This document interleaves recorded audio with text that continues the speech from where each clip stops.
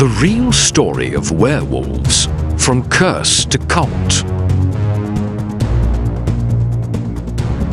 Imagine a transformation under the light of a full moon. Bones cracking, skin tearing, and a primal howl echoing through the night. It's the stuff of legends, a terrifying curse that has haunted human imagination for millennia.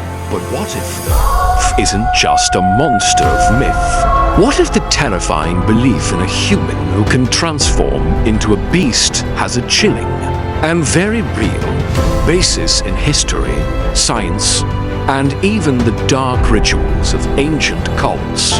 Tonight, on Enigma Unlocked, we peel back the layers of folklore to hunt down the true story of humanity's most savage monster. The real story of werewolves, from curse to cult. Prepare to question the beast that lives within. Our journey into the enigma of the werewolf begins with the classic tropes we all know. The silver bullet, the full moon, the contagious bite. These are the modern trappings of a myth that has roots far deeper and far darker than Hollywood could ever imagine. The werewolf, or lycanthrope, is a legend found in countless cultures, from ancient Greece to the forests of Scandinavia, and each version tells a slightly different, but equally chilling tale. In ancient Greek mythology, the story of King Lycaon is one of the earliest accounts. After attempting to feed human flesh to the god Zeus, Lycaon was punished by being transformed into a wolf. This act wasn't a curse of the moon. It was a divine retribution for a monstrous act, establishing the link between lycanthropy and cannibalism, a theme that would recur throughout history. Moving into the Middle Ages, the legend evolved. The werewolf became less of a divine punishment and more of a plague, a demonic curse that could be spread like a disease. People believed that a bite from a werewolf would doom you to the same fate, turning you into a bloodthirsty beast under the influence of the moon. Entire villages were gripped by fear, leading to mass hysteria and gruesome witch hunts where anyone with an unusual appearance or a beastly disposition could be accused of being a werewolf.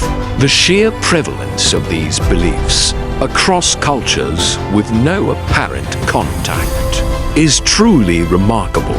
Why would so many societies, from the Vikings with their berserkers who fought like wild animals, to the Slavic tribes with their shape-shifting beasts, all arrive at the same terrifying conclusion? Was there a single, ancient truth that was lost and distorted over time? Or were these people all reacting to the same terrifying, real-world phenomena? To understand the true origin of the werewolf legend, we must first confront the dark side of pre-modern life and the conditions that may have fueled this paranoia.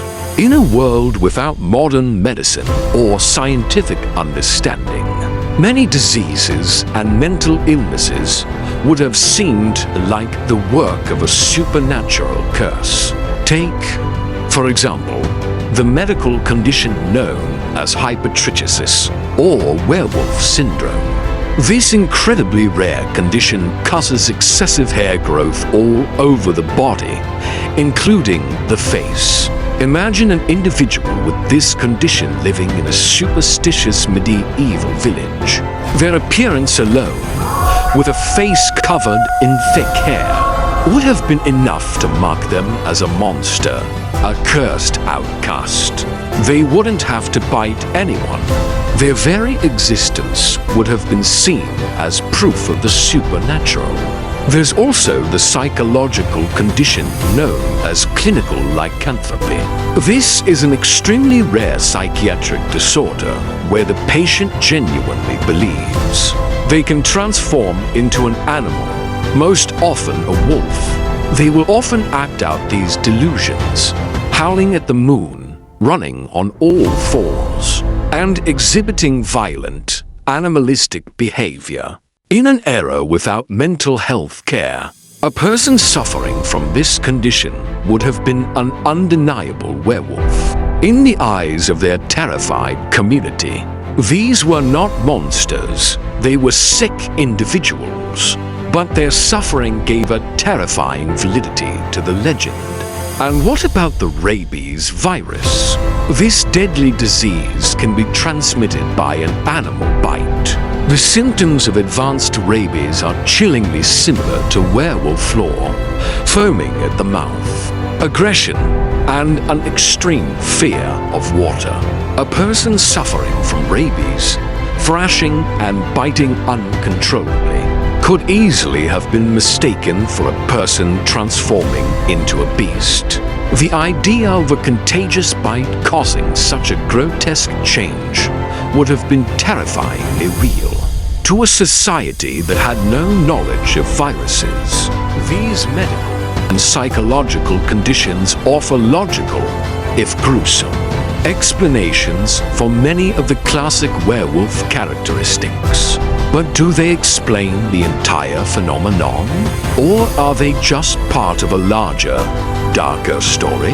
The history of werewolves is also deeply intertwined with real-life figures, some of whom were far more monstrous than any myth. These are the historical accounts of bloodthirsty murderers and sociopaths, who likely inspired some of the most famous werewolf legends, turning a supernatural curse into a very human crime. Consider the case of Peter Stumpp, a German farmer in the 16th century who confessed to a string of horrific murders.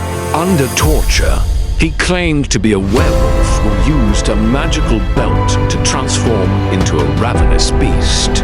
His crimes were brutal and monstrous, and his confession, though likely coerced, spread a new wave of werewolf panic across Europe. He was executed in a particularly gruesome manner, but his story blurred the lines between a monster of myth and a very real human monster. Then there's the Beast of Gévaudan in 18th century France. For several years, a mysterious creature ravaged the countryside, killing hundreds of people, mostly women and children. Eyewitnesses described it as a wolf-like beast of incredible size and strength. Was it a rare, unusually large wolf? A wolf-dog hybrid? Or was it a human killer, a sociopath who used the myth of the beast to hide his own depraved acts? The truth remains elusive, but the terror it inspired was very real. And the legend of the Beast of Gévaudan lives on as a haunting example of a possible werewolf in action. These historical accounts, along with the numerous witch hunts and trials of alleged werewolves throughout Europe, show that the belief in lycanthropy was not just passive. It was an active, terrifying force that led to real-world persecution and death. The werewolf, in many ways, was a boogeyman created to explain the things that society feared the most. The savage acts of human cruelty, and the unknown predators that lived in the dark forests at the edge. But what about the cults? The belief in the werewolf wasn't just about fear. For some, it was about power. This is where the story takes a fascinating turn from a curse into a conscious choice. A transformation from a victim to a predator.